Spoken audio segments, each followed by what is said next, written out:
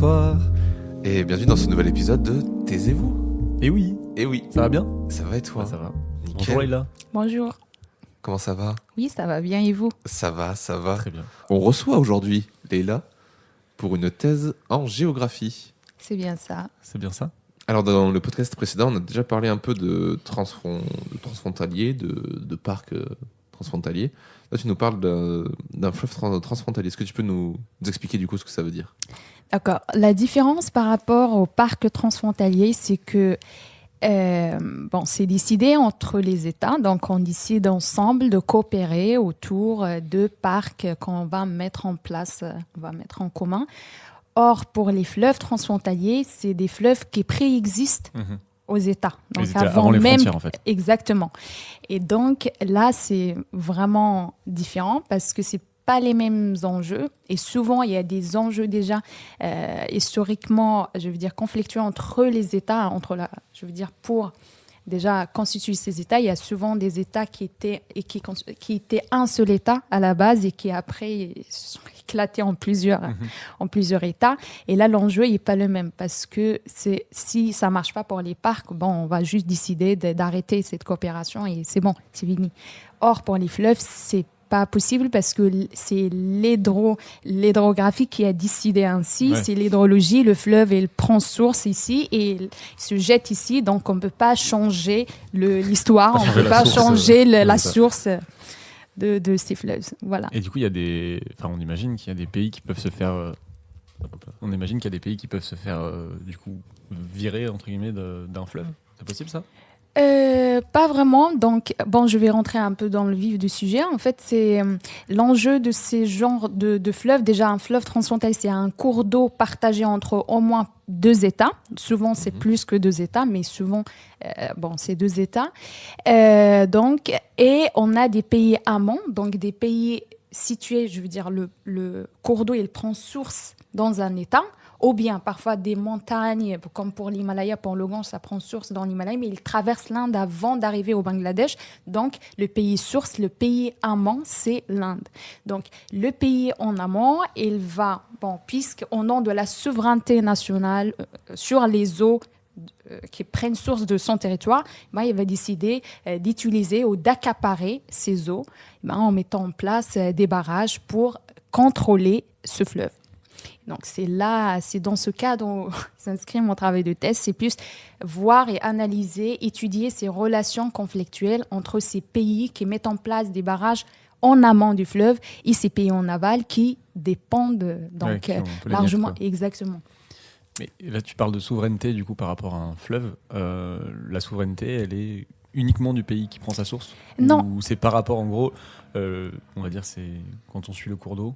Un État est souverain par rapport à un autre s'il est placé avant Quand je dis souveraineté, c'est plus que les États mettent en valeur et mettent en avant. Mais en fait, si vous voulez, dans le droit international, il n'y a pas ce pays souverain de cette eau. Ouais, il n'y a pas de propriété de l'eau, en fait. Okay, ouais. Et donc, les États, eux, en fait, chaque État, il valorise qui l'arrange le plus. Donc, un État en amont, il va valoriser le plus que c'est l'eau, ils viennent de mon territoire, donc je suis souverain sur ces eaux et je décide de faire ce que je veux. Les pays en aval vont plus mettre en avant la dépendance aux fleuves. Souvent, dans des fleuves, on a un État ou des États hydro-régionaux. Donc, par exemple, pour le cas du Nil, c'était l'Égypte qui est en aval, et ça, c'est exceptionnel quand même que le pays qui est en extrême aval, qui était l'État hydro-régional. Mais ça, c'est plus le jeu de l'histoire. Que l'Égypte selon plusieurs traités en 1929, en 1959, a réussi à obtenir un ensemble de droits sur le Nil du fait que c'est le pays aussi le plus dépendant du Nil. C'est quand même le commerce, c'est l'agriculture. Ouais. Voilà, on entend souvent l'Égypte dans nos imaginaires. L'Égypte et le Nil, franchement, c'est indissociable. Donc, quand on dit Égypte, on pense au Nil. Bon. Je dois revenir un peu sur la géographie. Donc, le Nil, on a deux Nils, le Nil bleu et le Nil blanc. pour faire simple. Donc, le Nil blanc, il prend source du lac Victoria, donc un grand lac en Afrique de l'Est qui chevauche plusieurs pays, l'Ouganda, la Tanzanie, le Kenya. Et après, donc, il rejoint le Nil bleu qui, lui, prend sa source des hauts plateaux éthiopiens. Et donc, les deux, à la confluence est à Khartoum, les deux forment ce qu'on appelle le Nil. Ok. Voilà, 74 000 milliards de mètres cubes d'eau, donc qui est le débit annuel du Nil. Donc, il est partagé 55,5 milliards de mètres cubes pour l'Égypte et 18,5 milliards de mètres cubes pour le Soudan. L'Éthiopie, c'est un pays, il faut signaler quand même, c'est un pays qui se développe rapidement. Donc, on parle d'ailleurs des 15 glorieuses depuis 2005. Et depuis 2005, c'est un pays vraiment qui fait des taux de croissance à 2 chiffres. C'est vraiment un pays qui se développe rapidement. Et donc, il a besoin de l'électricité parce qu'il y a une grande part, il me semble, 40% de la population qui n'avait pas accès à l'électricité. Et donc, ce qu'il fait, c'est qu'il s'est dit, j'ai le Nil bleu, j'ai des eaux, donc je peux produire de l'électricité. Pourquoi je vais m'en priver au nom de traités anciens qui m'empêchaient de construire de barrages. Donc, dans ce cadre, ils ont mis en place le barrage en 2011, mais ce n'était pas une date choisie comme ça au hasard, parce que 2011 coïncide avec les révolutions du printemps arabe en Égypte, donc un moment d'instabilité politique. Il est construit le barrage aujourd'hui? Non, il n'est pas fini. Ils ont commencé en 2011 et en fait, parce qu'il n'y avait pas suffisamment de fonds, ça, ce que je voulais dire en fait, c'est que le barrage a été en grande partie financé par l'Éthiopie. Pourquoi ? Parce qu'ils ont demandé des financements de la Banque mondiale, du FMI et des institutions internationales, mais qui ont refusé parce que justement, c'est un barrage controversé et il y a des traités qui donnent à l'Égypte le droit de veto, et tant que l'Égypte ne reconnaît pas et ne donne pas son autorisation, c'est que ça risque de créer un conflit. Donc, ceci dit, on ne va pas financer un barrage comme ça. C'est un choix politique de dire si on finance l'Éthiopie, ça veut dire qu'on se met contre l'Égypte en fait aussi un peu. Oui aussi, mais ça risque aussi d'inciter au conflit entre les pays. Et donc ce qui fait, c'est qu'ils n'ont pas financé par contre l'Éthiopie. Je veux dire avec son histoire de fierté, ils se sont pas laissés faire et ils ont décidé de financer le barrage et ils ont commencé là par la population. Il y avait des coupures de salaire, il y avait des diasporas qui devaient participer. Série, en fait, hein. C'est exactement, vraiment, et ça s'appelle la Grande Renaissance. Figurez-vous que le nom déjà résume c'est le barrage qui s'appelle la Grande Renaissance. La Grande Renaissance éthiopienne. Donc exactement. Il faut aussi contextualiser un peu le problème. C'est que, vous voyez, en Égypte, on a le barrage d'Aswan. Je ne sais pas si vous avez dû entendre, c'est un très grand barrage mis en place par le président Nasser, le second président d'Égypte. C'est un barrage qui a été construit entre 1960 et 1970, et c'est un très très grand barrage avec le plus grand lac artificiel au monde. C'est un lac immense, c'est le lac Nasser. Le problème, c'est que ce barrage, il a plusieurs fonctionnalités. C'est déjà le contrôle des crues, parce qu'il y avait beaucoup de dégâts et d'inondations, de problèmes avec les crues du Nil.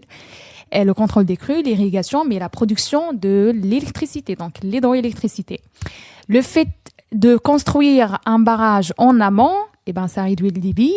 Ça a un impact sur la production de l'électricité aussi, parce que les turbines ne vont plus fonctionner s'il y a moins d'eau qui arrive. Vous voyez ? Et donc, il y a aussi le plus grand problème, c'est par rapport aux limons, les alluvions. En fait, ce qu'il faut savoir, c'est que des hauts plateaux éthiopiens, on a des limons, si vous voulez, c'est de la matière organique, on appelle ça limon, les alluvions, qui viennent en fait que le cours d'eau emporte pendant son long parcours. Et ces limons, en fait, ils permettent de fertiliser les sols du delta en Égypte. Et déjà, avec la mise en place du barrage d'Aswan, ces limons arrivent moins dans le delta, ce qui pose des problèmes de salinité des sols avec l'avancée marine, surtout dans les villes Alexandrie, les villes sur la ceinture littorale. Et là, le problème, c'est que ça risque de bloquer encore de limons au niveau de l'amont, au niveau de l'Éthiopie. Et donc, il y a moins de limons encore emportés par Ok. voilà. Donc, Parce que il y a un problème d'eau pour d'eau, l'approvisionnement, oui, d'approvisionnement. Il y a un d'approvisionnement. problème d'électricité. Du coup, il y a un problème. Exactement, Il y a un ils problème d'eau, il y a un problème d'irrigation aussi des cultures. Et Voilà. en plus, un problème de fertilisation du sol. Exactement. La quantité d'eau Ouais, en suffisante. Europe est suffisante par rapport à la population. Là-bas, non, c'est la rareté qui fait que on va entrer en guerre ou pas.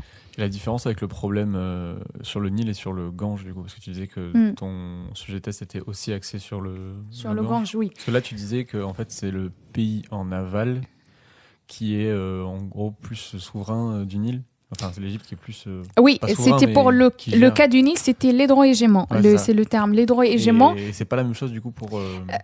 Pour l'Inde, comme dans plusieurs fleuves transfrontaliers, c'est l'amont, le pays amont qui souvent, en fait, c'est par rapport à la position riparienne, c'est-à-dire les États riverains, les pays riverains. Bon, celui qui est situé en amont, il est toujours plus favorisé par rapport à celui qui est en aval.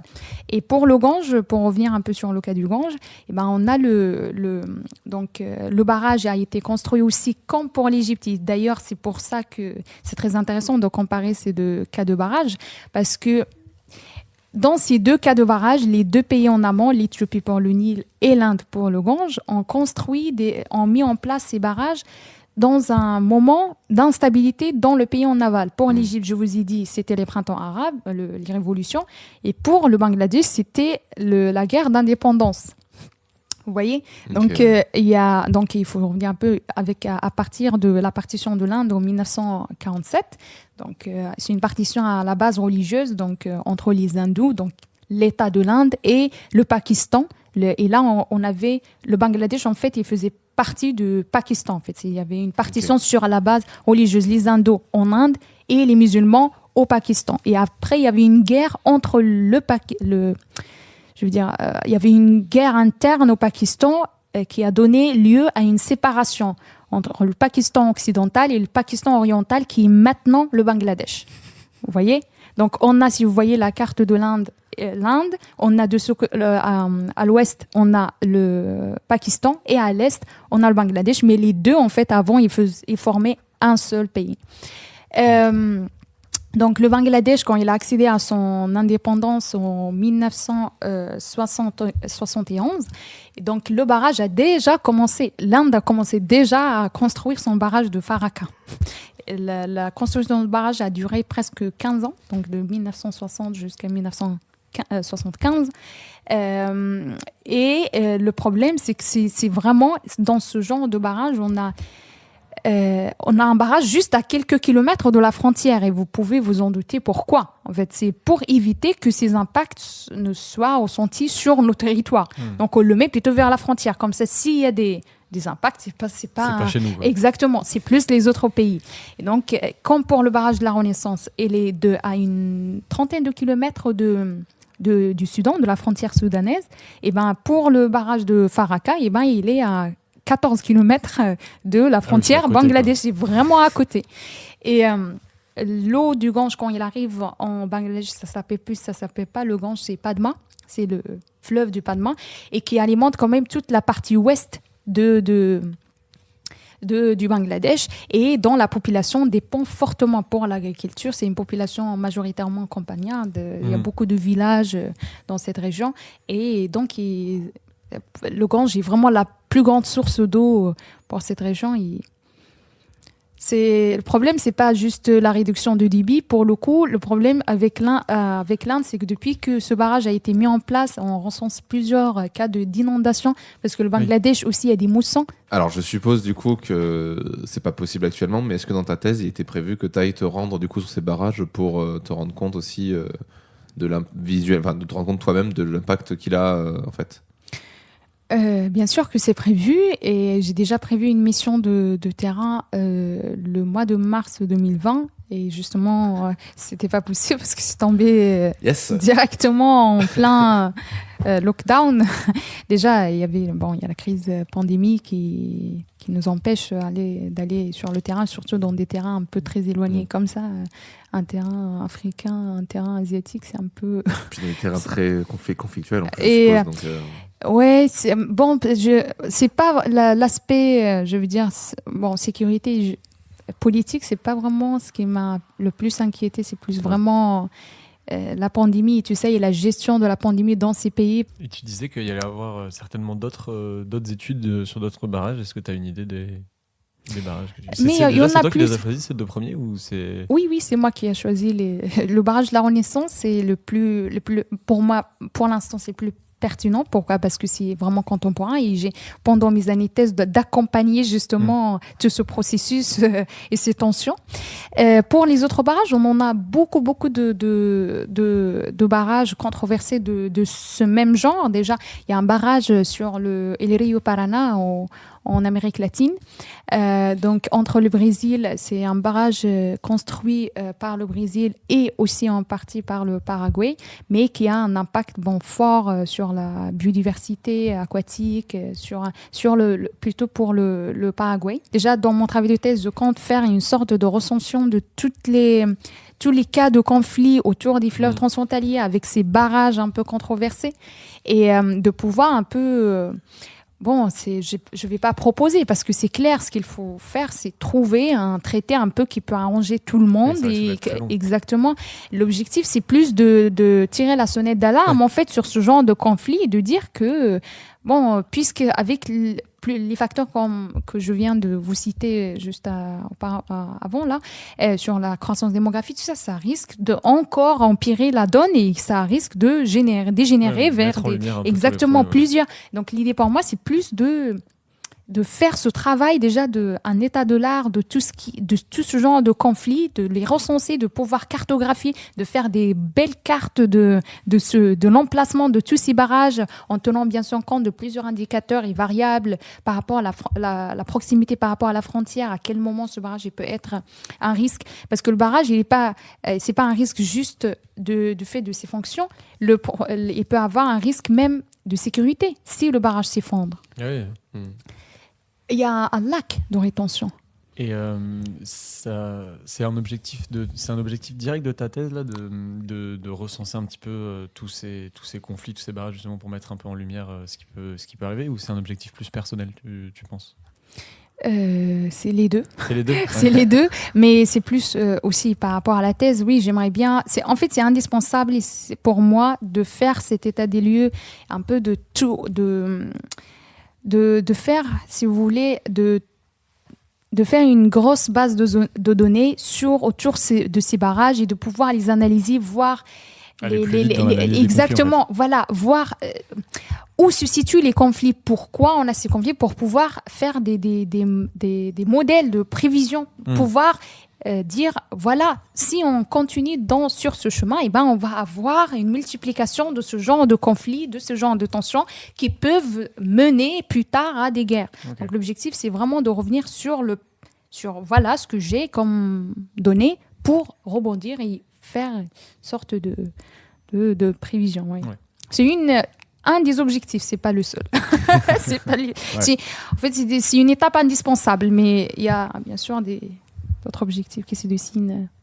Et du coup, est-ce que tu arrives à décrocher un peu de ta thèse de temps en temps? Parce que ça a l'air d'être vraiment un sujet qui te passionne à fond. Oui, c'est sûr. Oui, c'est vrai. Je veux dire, est-ce que tu vis vraiment pour ta thèse, ou tu arrives quand même aussi à un peu lâcher tout ça? Parce que ça a l'air quand même d'être des sujets quand même très lourds et très compliqués. Il y a un enjeu, comme tu dis, genre environnemental, politique, social, etc. Donc, est-ce que tu arrives aussi des fois à te dire, bon, je vais repenser juste un tout petit peu à moi et relâcher un peu toute cette pression? Ça a l'air d'être une pression énorme. C'est des pays qui sont un peu, enfin, qui sont carrément loin en plus et tout. Du coup, ça doit être difficile de décrocher en plus. Ouais, de ouf. J'arrive à me détacher, oui. Ouais. Je fais des sorties, je fais de la marche, avant, bien sûr, le confinement, je faisais du karaté. Maintenant, c'est pas possible. Je fais du vélo. Et j'adore contempler les étoiles. Donc, j'ai une lunette astronomique. Je pratique. C'est toi qui as choisi ton sujet de thèse? Oui, c'est moi qui l'ai confectionné. Okay. J'aime bien le mot confectionner. Parce que tu l'as fabriqué. Quoi. Exactement, de toutes pièces, ouais. C'est un sujet financé par par des gens ou c'est c'est toi qui l'as décidé, donc tu as passé un concours Oui, donc j'ai construit mon projet de thèse. Donc j'ai deux directeurs et je suis aussi en co-direction internationale avec l'Université de Laval au Québec. Oui, j'ai obtenu un contrat doctoral. Donc j'ai passé le concours doctoral de l'école doctorale de Montaigne Humanité. Et donc j'ai obtenu un financement, un contrat doctoral de 3 ans.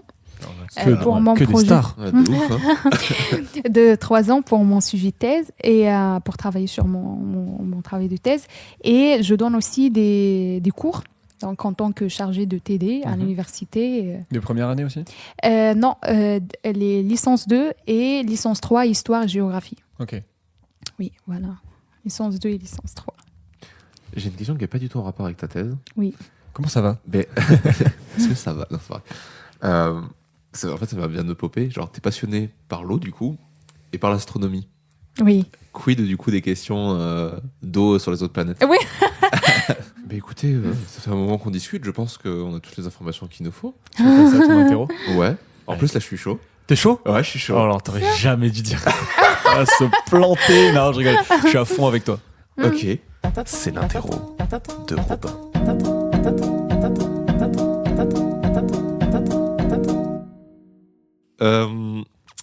Donc Leïla, en plus, l'avantage, c'est que les gens qui écrivent leur thèse, ils font pas des trucs trop compliqués.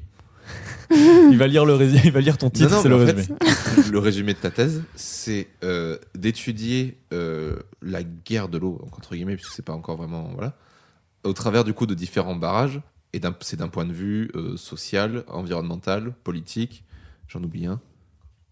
Comment? Économique. C'est ça? Voilà. Ben voilà. Bon, si on veut vraiment faire simple, Oui, c'est vrai. si on veut vraiment faire simple, oui, C'est de le c'est faire ça. en une phrase. Exactement. Parce que Ok. tout le truc développé, Bon. c'est avant. Voilà, tous Le les long. concepts, tous les... Ouais. C'est ça. Ok. Bah cool.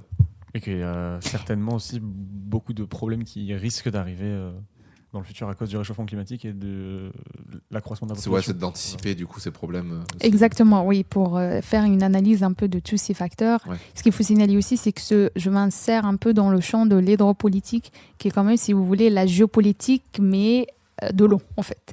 C'est-à-dire, en fait, l'hydropolitique, c'est en fait l'étude l'étude des relations de coopération et de conflits autour de la ressource en eau, mais des eaux transfrontalières, pas de l'eau à l'intérieur du pays, mais des eaux qui traversent les frontières. C'est-à-dire, pas forcément les fleuves, il y a des cours d'eau, donc les fleuves, les rivières, mais aussi il y a les aquifères. Ben, merci beaucoup Léla, c'était super intéressant.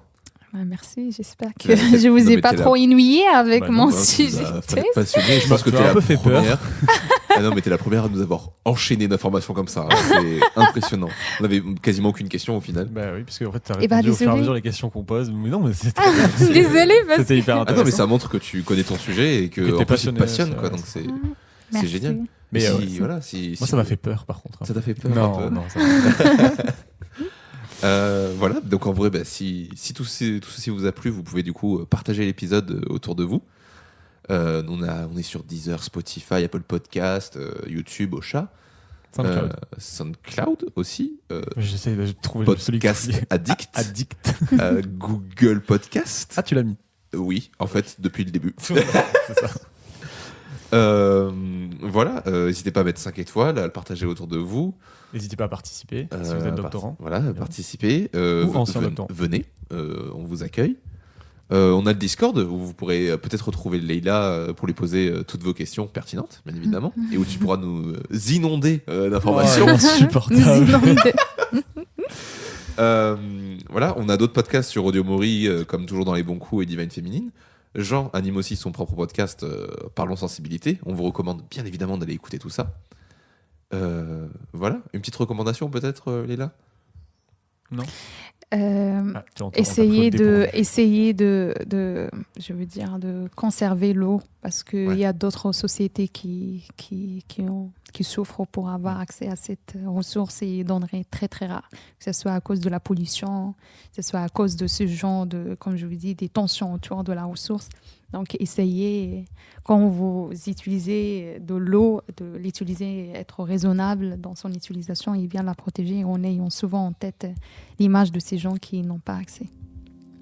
Voilà. C'était très sérieux d'un coup. Non, mais très bonne conclusion. Franchement, je pense qu'on peut s'arrêter là. Ouais, s'arrêter là. Allez, bonne journée, à plus. Bonne journée. Merci. Ciao. Merci, au revoir.